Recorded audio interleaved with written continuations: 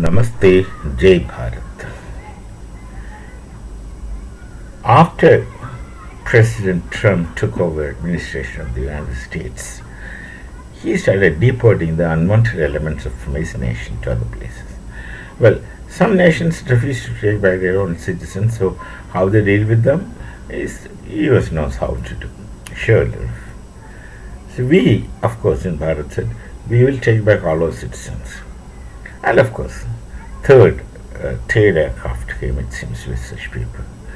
Now, interestingly, the decision of President Trump to deport illegal immigrants, sending them back to Bharat, I'm talking about our citizens, had become a real blessing in disguise to us. See, that's because just look at the kinds of people who were illegal immigrants in US and who were deported recently of late. Of course, they were in chains, brought in chains, of course. You don't expect terrorists to be decorated with laurels and scent. Well, let's see who are the people.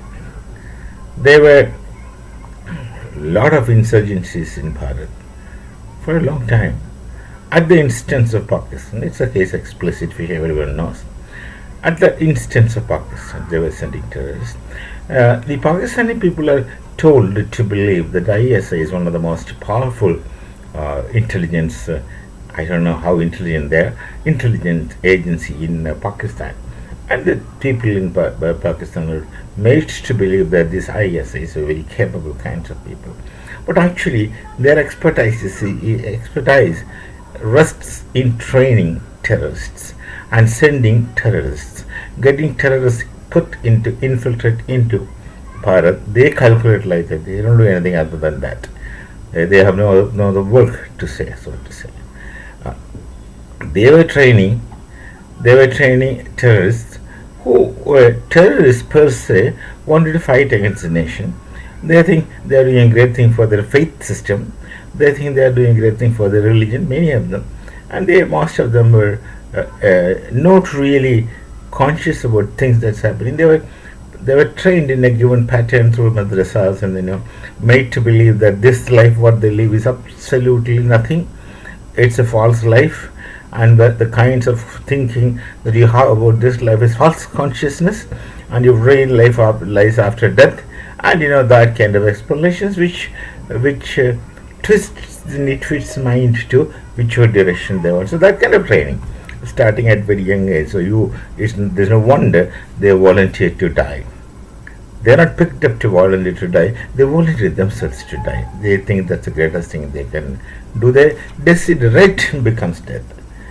That's a kind of martyrdom in their concepts. That's a very different area.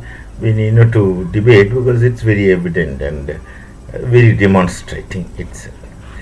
These people were involved in many kinds of insurgents activities in Bharat. Right from 1993 or before, there were a series of bomb blasts in Mumbai. Now, for Pakistani, they think Mumbai is a hub of so many things. Of course, Mumbai is a hub of so many things, but Mumbai is not the one city in Bharat.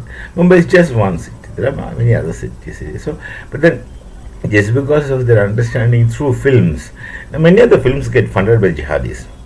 And many of the films have the jihadi character, where it's very simple, it appears, but it's really to be taken serious. The villain is a Pandit with tilak, and the hero is the one who sings something about Allah. And in background, with no significance, there will be some songs, there, something like that they do it. And this keeps happening for a long time. Now, of course, it's reduced, because the funds don't come that easily to Bollywood to create jihadi movies. That's why the Hindi films have lost their one-time glory, and now the South Indian films getting dubbed into Hindi and coming, especially Telugu, and at times Tamil, and even to Kannada. Sometimes even Malayalam, they get dubbed into Rashtrabhasha, and they almost taking over so-called Hindi film industry. So that's a different point, but let's focus on this. These people, after terrorism, they will go back to Pakistan because Pakistan is their safe house. They know they can live comfortably. And of course, we have got their lists and details and names and officially informed Pakistan, look, these guys are there under custody, and they know Pakistan is usually very trained to say in telling lies. They're very trained in telling lies on your face. No, no, no, no. These people are not here. We have checked. There's no one like that here. Maybe in your own places they're hiding, but none of them are here. So they kept refusing that they were accommodating terrorists. And they were accommodating terrorists. And even once I directly had a president that time, the military dictator. I don't know how can you call him as a president, because who makes him what nobody knows.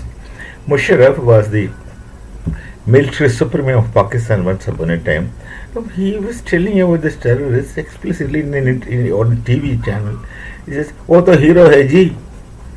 He the typical Punjabi Muhajir language. He says, "Oh, the hero hai ji hamare liye." So for them, these terrorists are heroes, and they're revered and given respect. All these things, and they have comfortable existence in Pakistan. Don't have to do anything. They comfortably live with all kinds of possible conceivable luxuries. Now, of late, what happened? Unknown people started targeting them. Unknown people started getting them killed. Now, this sense of fear wave in the minds of the terrorists who thought Pakistan is a very safe house, but suddenly they think these unknown people started targeting them and getting them killed. So they wanted to, Pakistan wanted to make them further safe. What Pakistan did, they create synthetic passports. I call it synthetic passports because spurious passports in some names, and send them to some other countries. And from those countries, they will go with another kind of spurious passport to some other places. Eventually, they'll end up either in Canada or in US. And it's these kinds of people were swept together, and President Trump is deporting them one after another in different batches. These are the kinds of people coming. So that's what I said. The deportation policy of President Trump becomes a blessing in disguise to us. We are getting our celebrated terrorists and criminals and murderers who are declared criminals in our nation, who are under lookout notice. They are coming back, and of course, in most likelihood, at the moment they land, they're brought in chain. What else you expect them to be brought?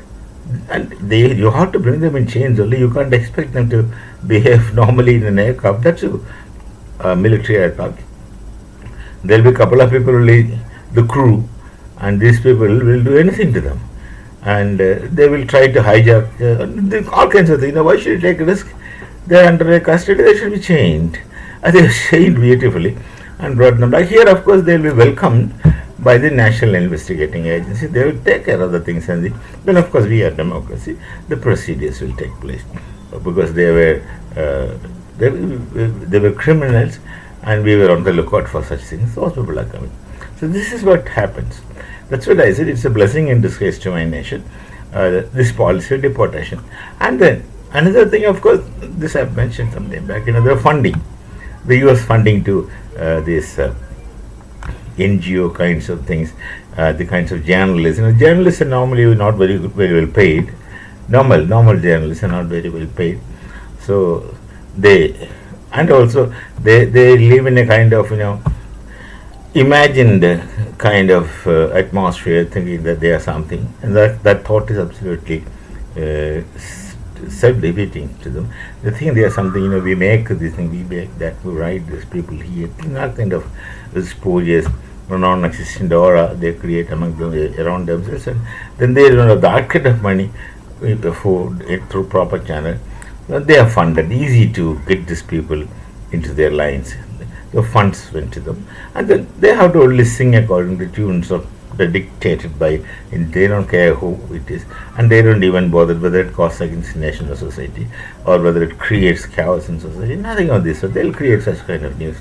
Look at the very recent incidents of the farmers' agitation in Punjab and the Citizen Amendment Act, the Shaheen Bagh agitation, and then the stories about Kumbh Mela. They create lies. They spread as stories of Kumbh Mela. Suddenly, recently, this morning, the Kumbh Mela is extended. Now, what bugged whom to create this thing? It's not extended. It can't be extended. it has got certain structure, they will simply say, because some money, they get money and they want to show that they are functioning. These kinds of funds also President Trump stopped. Anyway, these terrorists are very welcome back to Bharat for trial, and our investigating agency will take care of things. So this is one of the good things that happen these days. So we meet again. Till then, it's Namaste, Jai Bharat, Jai Shri Ram.